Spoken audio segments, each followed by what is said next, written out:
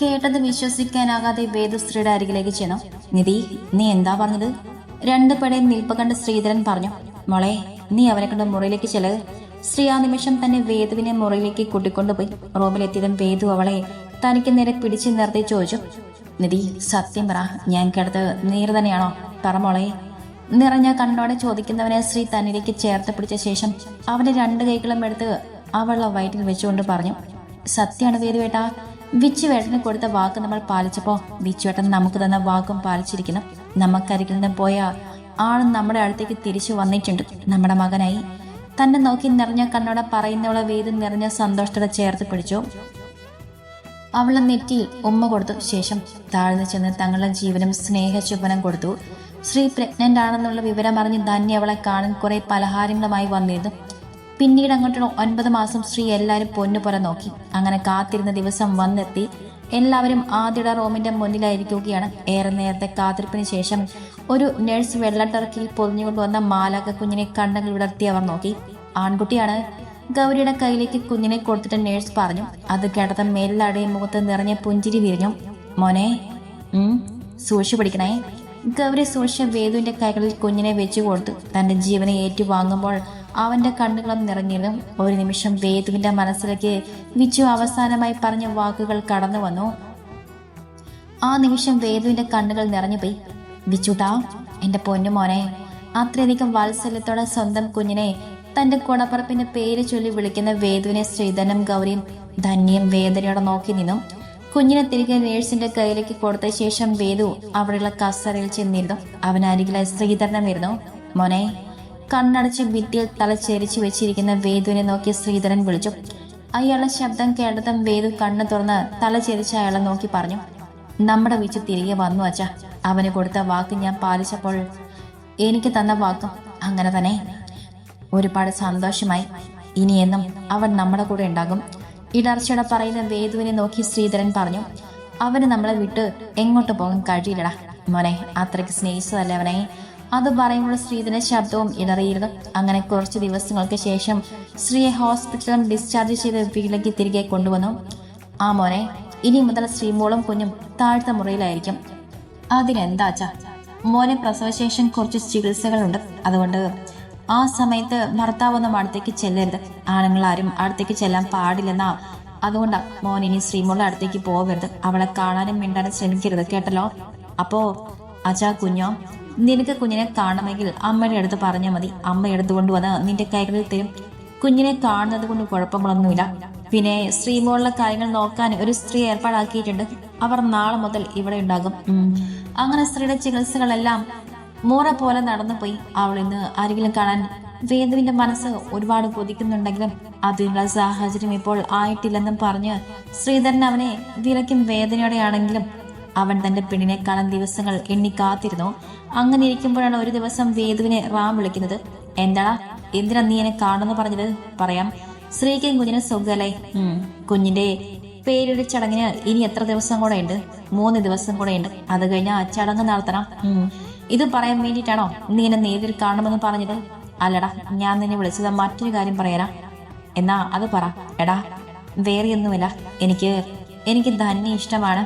എനിക്ക് അവളെ കല്യാണം കഴിച്ചാൽ കൊള്ളാമെന്നുണ്ട്. റാമന്റെ ഇഷ്ടം അറിഞ്ഞതും വേദു അവനെ ഒരു പുഞ്ചിരിയോടെ നോക്കി ചോദിച്ചു. നിന്റെ ഇഷ്ടം നീ അവളോട് പറഞ്ഞോ? എപ്പോ? നിന്റെ കല്യാണത്തിന്റെ അന്ന്. ആണോ? എന്നിട്ട് അവൾ എന്തു പറഞ്ഞു? നോ പറഞ്ഞു. അത് കേട്ടതും വേദു പൊട്ടിച്ചിരിച്ചു പോയി. അവന്റെ ചിരി കണ്ടതും റാമിന് ദേഷ്യം വന്നു. ചിരിക്കുന്നോ? നിർത്തണ പോലെ നിന്റെ ചിരി. ബാക്കിയുള്ളവന് ചെങ്കിൽ തീ കത്തുമ്പോ അവനെ ചിരിക്കുന്നു. പിന്നെ ചിരിക്കാതെ ഞാൻ എന്ത് വേണം? അവൾ നോ പറഞ്ഞാൽ എനിക്ക് എന്ത് ചെയ്യാൻ പറ്റും? എടാ, നീ ഉള്ള ചേട്ടനല്ലേ, എന്നെ ഹെൽപ്പ് ചെയ്യടാ. എടാ, ഒരു പെൺകുട്ടി നോ എന്ന് പറഞ്ഞാൽ പിന്നെ ശല്യം ചെയ്യണോ? ഞാനൊരു ശല്യാണോടാ? എനിക്ക് അവൾ അത്രയ്ക്ക് ഇഷ്ടമായതുകൊണ്ടാ എനിക്ക് അവൾ മതി. എന്റെ അച്ഛനും അമ്മയും ഒക്കെ ഓക്കെ പറഞ്ഞു. അത് കേട്ടും വേദു കണ്ണു തള്ളി നിന്നു. അപ്പോ നീ ധന്യയുടെ കാര്യം വീട്ടിൽ പറഞ്ഞോ? അവർക്കൊക്കെ ഇഷ്ടമായടാ. ഇനി അവൾ കൂടെ ഒന്ന് സമ്മതിച്ചാൽ മതി. ഒന്ന് സഹായിക്കടാ. ഒന്നുമില്ലെങ്കിലും ഞാൻ നിന്റെ ആദ്യത്തെ ഫ്രണ്ടല്ലേ. രണ്ടാമത്തെ ഫ്രണ്ടായിരുന്നെങ്കിലോ? അത് കേട്ടും റാമിന് വീണ്ടും ദേഷ്യം വന്നു. നിനക്കെന്നെ സഹായിക്കാൻ പറ്റുമോ ഇല്ലയോ? ഞാൻ സഹായിക്കില്ല, പോടാ. ഇനി നീ വാ, ഓരോന്ന് പറഞ്ഞു. നീ പോവാണോ? ഇല്ല, ഞാനിവിടെ നിൽക്കാം. എടാ, കൊച്ചിന് ചടങ്ങിന് വരണേ. ഓ. റാമിന്റെ പോക്ക് കണ്ട് വേദി ചിരിയോടെ തിരിഞ്ഞു നടന്നു. അങ്ങനെ കുഞ്ഞിന്റെ പേരിൽ ചടങ്ങിന്റെ ദിവസം വന്നെത്തി. വേദു അതീവ സന്തോഷത്തിലായിരുന്നു. ഇന്നലെ പെണ്ണിനെ എന്റെ അരികിൽ കിട്ടുന്ന ദിവസം. ഹോ, അന്ന് വേദു നന്നായി തന്നെ ഒരുങ്ങി. അവന്റെ ഒരുക്കം കണ്ടുകൊണ്ടാണ് റാം റൂമിലേക്ക് വന്നത്. അയ്യോ, നിന്റെ ഒരുക്കം കണ്ടാൽ തോന്നും ഇന്ന് നിന്റെ കല്യാണമാണെന്ന്. പിള്ളേരുടെ ചടങ്ങല്ലേ, പിന്നെ എന്തിനാ ഇങ്ങനെ ഒരുങ്ങുന്നേ? എന്റെ പെണ്ണിനെ കാണാൻ. ഓഹോ, എങ്ങനെയുണ്ടടാ? റാം വേദുവിനെ ആകെ മൊത്തം ഒന്നൊഴിഞ്ഞു നോക്കി. കൊള്ളാം, ഒരു കോലെ കുത്തി പാടത്ത് വെച്ച കാക്കയെ പേടിപ്പിക്കാം. റാം ചിരിയോടെ പറഞ്ഞു. പോടാ, നീ പോടാ. എടാ, പെട്ടെന്ന് അവിടെ ശ്രീധന്റെ ശബ്ദം ഉയർന്നു. മതി രണ്ടും കൂടി ഇടിയിട്ടത്, വേഗം താഴേക്ക് വാ, സമയമായി, ഇതാ വരുന്നച്ചാ. അവർ മൂന്നാളും താഴേക്ക് നടന്നു ചെന്നിറങ്ങിയതും വേദുവിന്റെ കണ്ണുകൾ സെറ്റുമുണ്ടൊടുത്ത് അതിസുന്ദരിയായി കയ്യിൽ കുഞ്ഞിനെയും എടുത്തു നിൽക്കുന്ന സ്ത്രീയിൽ നിന്നു. എന്നാൽ റാമിന്റെ കണ്ണുകൾ സ്ത്രീയുടെ അരികിലായി കുഞ്ഞിനെയും കളിപ്പിച്ചു നിൽക്കുന്ന ധന്യയിലാണ് ഉടക്കിയത്. അവന്റെ നോട്ടം കണ്ടതും വേദു പറഞ്ഞു. എടാ മതി, അവളെ ചോര കുടിച്ചത്. അവളെ എന്റെ പെങ്ങള. അത് കേട്ട് റാം പറഞ്ഞു. എന്നാലേ ഞാൻ നിന്റെ പെങ്ങളെ കെട്ടിയനെ. കെട്ടിയാനോ? അതിപ്പോ മര്യാദയ്ക്ക് മിണ്ടാതിരുന്നോ, ഇല്ലെങ്കിൽ നിന്റെ പെങ്ങളെ ഇത്രയും പേടെ മുന്നിൽ വെച്ച് ഞാൻ പ്രപ്പോസ് ചെയ്യും. എന്റെ ദൈവമേ, ഇവൻ സീനാക്കുവോ? അങ്ങനെ ചടങ്ങുകൾ തുടങ്ങി. ശ്രീയും വേദുവും കുഞ്ഞിനെ മടിയിലെത്തി. പേര് ചൊല്ലിക്കോ മോനെ, ശ്രീധരൻ പറഞ്ഞു. വേദു ശ്രീയെ നോക്കി നിറഞ്ഞ ചിരിയുടെ കുഞ്ഞിന്റെ കാതിൽ പേര് ചൊല്ലി. ദിഹാൻ ദേവ്. കുഞ്ഞിന്റെ ചടങ്ങുകളെല്ലാം കഴിഞ്ഞ ശേഷം എല്ലാവരും സമ്മാനങ്ങളും കൊടുത്തു. ആശംസകളും എല്ലാം പറഞ്ഞ ശേഷം ഭക്ഷണമെല്ലാം കഴിഞ്ഞ് പിരിഞ്ഞുപോയി. വേദു മുറിയിൽ വരുമ്പോൾ കുഞ്ഞിനെ തൊട്ടിൽ ഉറക്കിക്കൊണ്ടിരിക്കുന്ന സ്ത്രീയെയാണ് കാണുന്നത്. അവൻ അവളുടെ അരികിൽ ചെന്ന് അവളെ ചേർത്ത് പിടിച്ചുകൊണ്ട് പറഞ്ഞു. സന്തോഷമായോ എന്റെ പെണ്ണിന്? ഒരുപാട്. നിധി, എനിക്ക് മറ്റൊരു കാര്യം കൂടി പറയാനുണ്ട്. എന്താ? വേദു സ്ത്രീയുടെ കാര്യങ്ങൾ പറഞ്ഞു. എന്താ നിന്റെ അഭിപ്രായം? അറിഞ്ഞിടത്തോളം നല്ലതാ, എനിക്ക് സമ്മതം. എനിക്ക് മറ്റന്നാൾ ഒരു ബിസിനസ് ട്രിപ്പ് ഉണ്ട്. ഞാൻ പോയി വന്ന ശേഷം എല്ലാവരോടും കാര്യം പറയാം. അതുപോലെ നീയും ഒന്ന് സംസാരിച്ചു നോക്ക്. അങ്ങനെ ബിസിനസ് ട്രിപ്പ് എല്ലാം കഴിഞ്ഞ് വേദു തിരികെ വന്നു. പിറ്റേന്ന് രാവിലെ അതീവ സന്തോഷത്തിൽ വീട്ടിലേക്ക് കയറി വന്ന തന്നെ കണ്ട സ്ത്രീ ചോദിച്ചു. എന്താടി, ഇന്ന് നല്ല സന്തോഷത്തിലാണല്ലോ, എന്താ കാര്യം? അതൊക്കെ പറയാം ചേച്ചി, ആദ്യം ഈ ലഡു കഴിക്കും. ധന്യം വളരെ സന്തോഷത്തിൽ തന്റെ കയ്യിലുള്ള പെട്ടിൽ നിന്നും ഒരു ലഡു എടുത്ത് സ്ത്രീയുടെ വായിലേക്ക് വെച്ചു കൊടുത്തു. അതിനുശേഷം എല്ലാവർക്കും അത് വിതരണം ചെയ്തു. എന്താ മോളെ വിശേഷം? നല്ല സന്തോഷത്തിലാണല്ലോ, എന്താ കാര്യം പറ. ഏട്ടാ, എനിക്ക് ഗവൺമെന്റ് ജോലി കിട്ടി. എഴുതി ക്ലർക്കായിട്ട്. എന്റെ ഇത്രയും നാളത്തെ കഷ്ടപ്പാടിന്റെ ഫലം കണ്ടു. നിറഞ്ഞ പുഞ്ചിരിയോടെ പറയുന്ന ധന്യെ നോക്കി എല്ലാവരും പുഞ്ചിരിച്ചു. ആഹാ, നല്ല സന്തോഷമായ വാർത്തയാണല്ലോ, ഇത് നമുക്കൊന്ന് ആഘോഷിക്കണം. ഗൗരി, ഇന്നൊരു സദ്യവട്ടം തന്നെ ഒരുക്കണം. മോളിന്ന് ഇവിടെ നിൽക്ക്. അന്നത്തെ ദിവസം തന്നെ അവരോടൊപ്പം ആ വീട്ടിൽ കഴിഞ്ഞു. പിറ്റേന്ന് തന്നെ അവൾ മടങ്ങിപ്പോയി. അങ്ങനെ സ്ത്രീയുടെ ചികിത്സകളെല്ലാം പൂർണ്ണമായതോടെ അവളും കുഞ്ഞിന്റെ കാര്യങ്ങളും തന്റെ കാര്യങ്ങളും നോക്കാൻ തുടങ്ങി. തനിക്ക് ജോലി കിട്ടിയ വിവരം വേദു റാമിനെ വിളിച്ചു പറഞ്ഞതും അവനും ഒരുപാട് സന്തോഷിച്ചു. വേദു, അവൾക്ക് ജോലിക്കായില്ലടാ, ഇനിയും എന്നെ കൊണ്ട് പറ്റുന്നില്ല, അവളോടൊന്ന് സംസാരിക്കുക, എനിക്ക് അവളെ വേണം, അത്രയ്ക്ക് ഇഷ്ടമാണടാ. എടാ, നീ എന്നോട് വന്ന് പറഞ്ഞതിനേക്കാൾ നല്ലത് അവളോട് തന്നെ നേരിട്ട് പോയി ചോദിക്കുന്നല്ലേ. ഒന്നുമില്ലെങ്കിലും നീ ഒരു പോലീസുകാരനല്ലേ. എടാ, എനിക്ക് ചോദിക്കാൻ ആശയില്ലാഞ്ഞിട്ടാണോ അവളൊന്ന് നിന്ന് തരണ്ടേ? എന്നെ കാണുമ്പോഴേക്കും ഓടുക. അതുകൊണ്ടാ ആ ജോലി നിന്നോട് ചെയ്യാൻ പറഞ്ഞത്. നീ പോയി ഒന്ന് സംസാരിക്കുക. ഒന്നില്ലെങ്കിലും നീരു ഏട്ടനല്ലടാ. റാമിന്റെ യാചയുടെ സംസാരം കേട്ടതും വേദു ഒരു നിമിഷം ആലോചിച്ചിരുന്നു. ശരി, ഞാൻ തന്നോട് സംസാരിക്കാം. പിറ്റേന്ന് രാവിലെ അവൻ സ്ത്രീയും കുഞ്ഞിനെയും കൂട്ടി ധന്യയുടെ അടുത്ത് വന്നു. അവരെ കണ്ടതും ധന്യ ഓടിച്ചെന്ന് കുഞ്ഞിനെ കൈകളിൽ വാങ്ങി കുഞ്ചിച്ചു. സുഖാണവാവേ? എന്താ ചേച്ചി, ഒരു മുന്നറിയിപ്പുമില്ലാതെ ഒന്ന് വിളിച്ചിട്ട് വന്നിരുന്നെങ്കിൽ ഞാൻ എന്തെങ്കിലും ഉണ്ടാക്കി വെച്ചേനെ.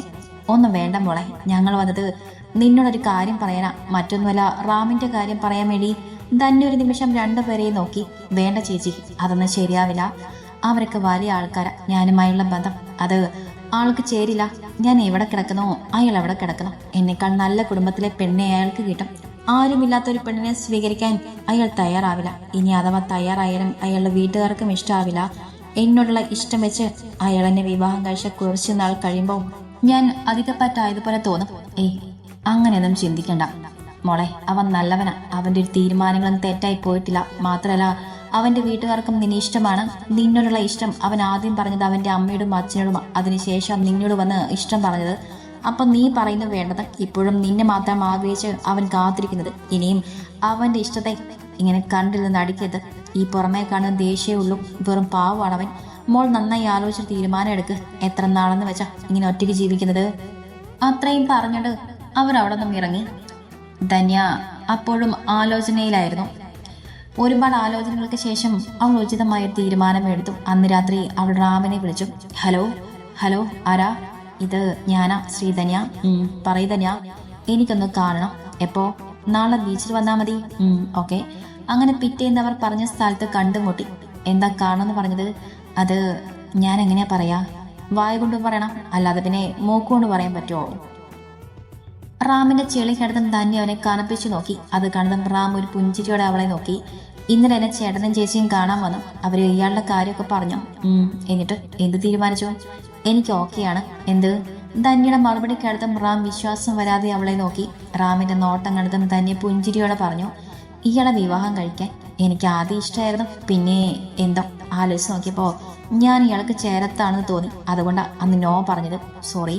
ധന്യയുടെ തുറന്നു പറച്ചിലും കേട്ടതും റാമിന് ദേഷ്യം തോന്നി. അവൻ അവളെ പിടിച്ച് തന്നിലേക്ക് ചേർത്ത് നിർത്തി അവളോടായി പറഞ്ഞു, അപ്പോ നിനക്കെന്നെ നേരത്തെ ഇഷ്ടമായിരുന്നു അല്ലടി?